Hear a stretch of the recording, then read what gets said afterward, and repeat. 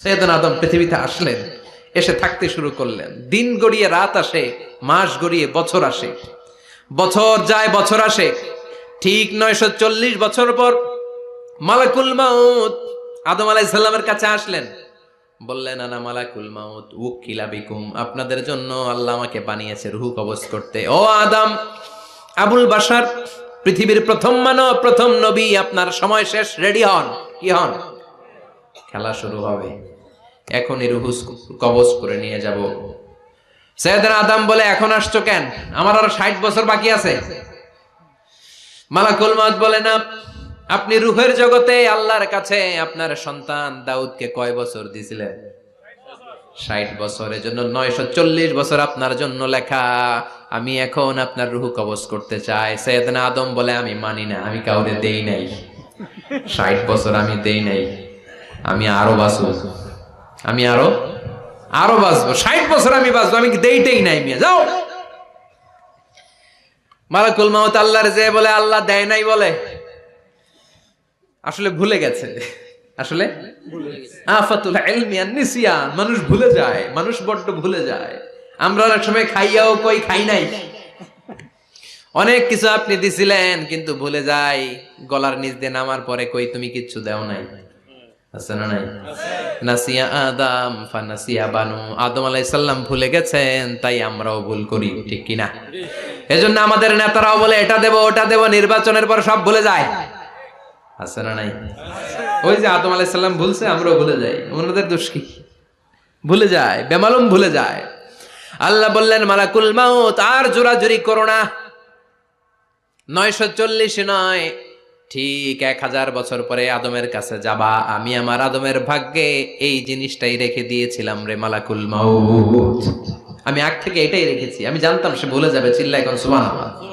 তার মানে পৃথিবীর সবচাইতে লম্বা মানুষ, 60 হাত লম্বা, এত শক্তিশালী আদম আলাইহিস সালাম শ্রীলঙ্কাতে প্রথম নেমেছিলেন। এক লাফ দিলে আধা মাইল চলে যাইতেন। সুবহানাল্লাহ। কি লম্বা মানুষ। আদম আলাইহিস সালাম চলে গেলেন, ওনার পরের নবী ইদ্রিস আলাইহিস সালাম, উনি মরে নাই। ইদ্রিস আলাইহিস সালাম মরছে, কে বলছে? উনিও মরেছেন। তবে ওনার মৃত্যুর আজীব এক ঘটনা আছে, অনেক লম্বা কথা। এক ফেরেশতার সাথে ওনার বন্ধুত্ব হয়েছিল, বলেছিলেন আমি আকাশ দেখতে চাই, আল্লাহর কাছে অনুমতি চাই। আল্লাহ বলল, ঠিক আছে, ইদ্রিসকে আকাশে ঘুরাও। প্রথম আকাশে ঘুরলেন, দ্বিতীয় আকাশে ঘুরলেন, তৃতীয় আকাশে ঘুরলেন, চতুর্থ আকাশে ঘুরলেন। ইন দ্য মিন টাইম চতুর্থ আসমানে মালাকুল মাউত পৃথিবীর দিকে নেমে আসছিল। ওই ফেরেশতা বলে, মালাকুল মাউত আপনি কই যান? মালাকুল মাউত বলে, একটু আগে আল্লাহ ফরমান জারি করেছে, চতুর্থ আসমানে আমার নবী ইদ্রিসের রূহ কবজ করো। সুবহানাল্লাহ। আমি বললাম, আল্লাহ আপনার পাঠানো নবী সৈয়দনা ইদ্রিস থাকে দুনিয়ায়, চতুর্থ আসমানে পামু কই? আল্লাহ কয়, কথা নাই, দৌড় দে। আমি দৌড় দিলাম, এসে দেখি ইদ্রিস আলাইহিস সালাম এখানে রেডি। সুবহানাল্লাহ। ওয়া রাফা'নাহু মাকানান আলিয়্যা। ইদ্রিস আলাইহিস সালামের রূহ কবজ দুনিয়ায় হয় নাই, চতুর্থ আকাশের মধ্যে হয়েছে। একটু চিৎকার করে পড়বেন সুবহানাল্লাহ। এরপরে সুলাইমান আলাইহিস সালাম, উনি তো মরে নাই, মরছে?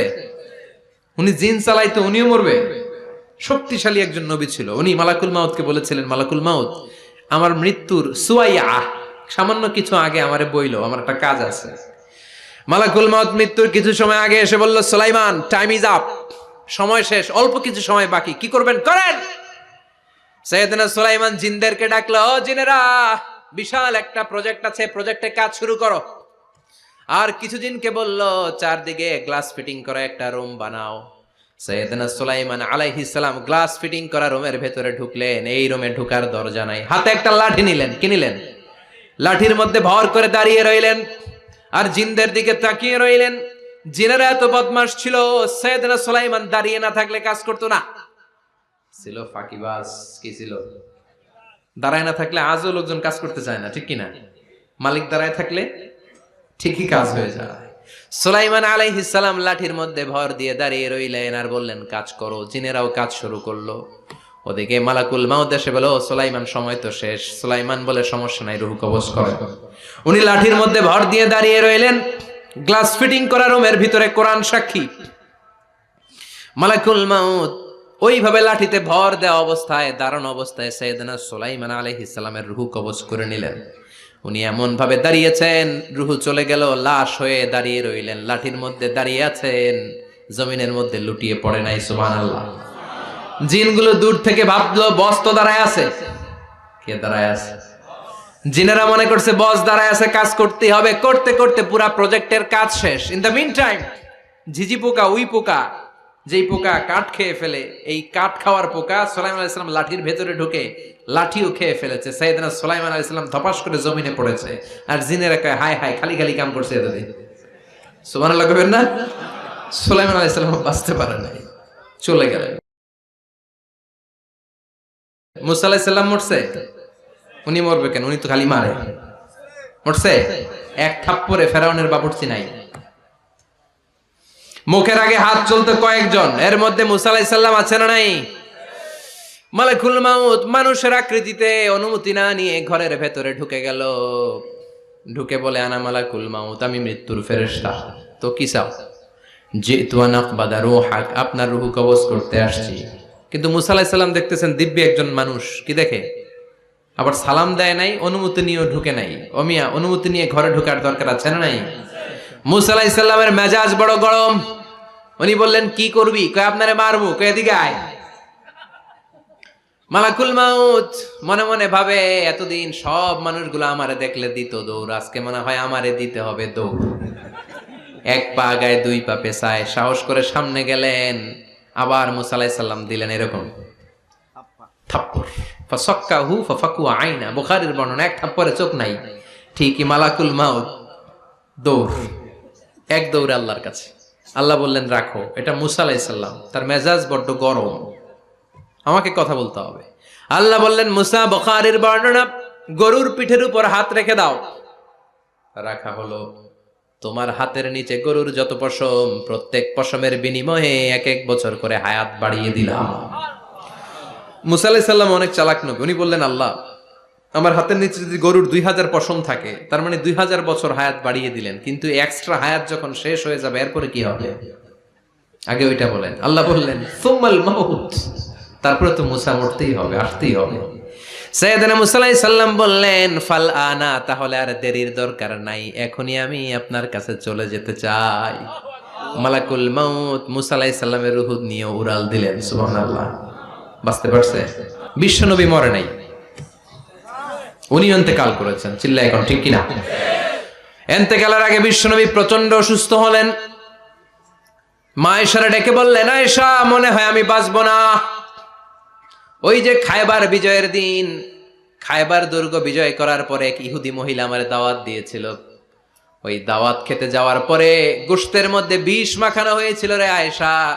ওই বিষ মাখানো খাসির গোশত খেয়ে যে ব্যথা আমার পেটে উঠেছিল, আজ আবার সেই ব্যথা উঠেছে। বিশ্ব নবী ওই বিষ খাওয়ানো গোশতের কারণে ইন্তেকাল করেছেন, তার মানে বিশ্ব নবী শাহীদ। জামা আল্লাহু বাইনান নবুওয়া ওয়াশ শাহাদা, আল্লাহ বিশ্ব নবীকে শুধু নবী বানায় নাই, শহীদ হিসেবে কবুল করেছে। সুবহানাল্লাহ কইবেন না? প্রচন্ড অসুস্থ, উনি ছাড়া মসজিদে নববীতে কেউ ইমামতি করার সাহস পায় না। বিশ্বনবী বললেন আবু বকর তুমি যাও, আবু বকরও যায় না। বিশ্বনবী বললেন পানি আনো। বিশ্বনবী পানি দিয়ে ওযু করলেন। ওযু করে কয়েকজন সাহাবীকে ধরে উঠতে চাইলেন, আবার ধপাস করে বেহুশ হয়ে পড়ে যায়। বিশ্বনবী উঠতে পারে না। আবার বললেন ঠান্ডা পানি আনো। পানির ভেতরে বিশ্বনবী 2 হাত ঢুকিয়ে দিয়ে ঠান্ডা ভিজা হাত দিয়ে চেহারার মধ্যে মাসে করলেন আর বললেন ইন্নালিল মাউতিলা সাকারাত, হায়রে মৃত্যুর কি যন্ত্রণা, হায়রে মৃত্যুর যে কি কষ্ট। ও মিয়া, বিশ্বনবী যদি মৃত্যুর কষ্টে কাতরায়, আমাদের অবস্থা কি? আমাদের নসিবে কি আছে? আল্লাহ তুমি বাঁচাও, পড়ে না আমি। বিশ্বনবী কাঁদছেন, সাহাবারা একের পর এক দেখতে আসে, কান্নার রোল পড়ে গেল চারদিকে। বিশ্বনবীর কলিজার টুকরা নয়নের পুটুলি সাইয়্যিদাতুনা ফাতিমা বিশ্বনবীর কান্না সহ্য করতে পারে না। বিশ্বনবীকে ধরে ফাতিমা, সাইয়্যিদাতুনা ফাতিমা বিলাপ করা শুরু করে দিলেন, চিৎকার দিয়ে কান্নাকাটি শুরু করে দিলেন আর বললেন ওয়া কুরবা আবা, ওয়া কুরবা আবা, হায় হায় আমার বাবার কি কষ্ট, আহা আমার বাবার কি কষ্ট হচ্ছে। বিশ্বনবী বললেন ফাতেমা তুমি কেঁদো না, আমার কষ্ট আজকের পরে আর থাকবে না, আজকে তোর বাবার সব কষ্ট বন্ধ হয়ে যাবে। কি যেন কানে কানে বললেন, ফাতেমা আরো কেঁদে দিল। আবার কানে কানে কি যেন বললেন, ফাতেমা হেসে দিল।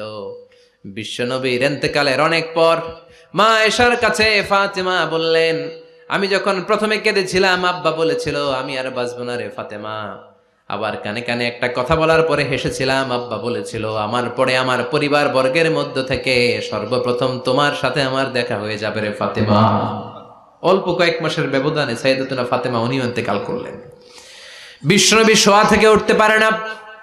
এক সাহাবীকে দেখলেন মেসওয়াক করছে। বিশ্বনবী মেসওয়াকের দিকে তাকিয়ে রইলেন। বিশ্বনবীর নিথর দেহটা পড়ে আছে। আয়েশারা যে বলবে আয়েশা মেসওয়াক দাও, বলতে পারে না। মা আয়েশা বুঝতে পেরে মেসওয়াক আনলেন, বিশ্বনবীকে মেসওয়াক করিয়ে দিলেন। এবার বিশ্বনবী বললেন, ও আবু বকর শোনো, আল্লাহ আমাকে অপশন দিয়েছে। কি দিয়েছে? আল্লাহ বলেছে নবী আজীবন থাকতে চাইলে থাকেন, আর আসতে চাইলে চলে আসেন। আমি থাকতে না চেয়ে আল্লাহর কাছে চলে যাওয়ার ইচ্ছা করলাম। সাইয়েদনা আবু বকর কান্না জুড়ে দিলেন। বিশ্বনবী বললেন, আসসালাত আসসালাত, ও আমার উম্মতেরা নামাজ তরক করো না। ইন্তেকালের আগে বললেন নামাজ ছেড়ে দিও না। আর বললেন ওয়ামা মালাকাত আইমানুকুম, তোমাদের অধীনস্থ কর্মচারীদের সাথে খারাপ আচরণ করো না। ঘাম শুকানোর আগে পয়সা দিয়ে দিও।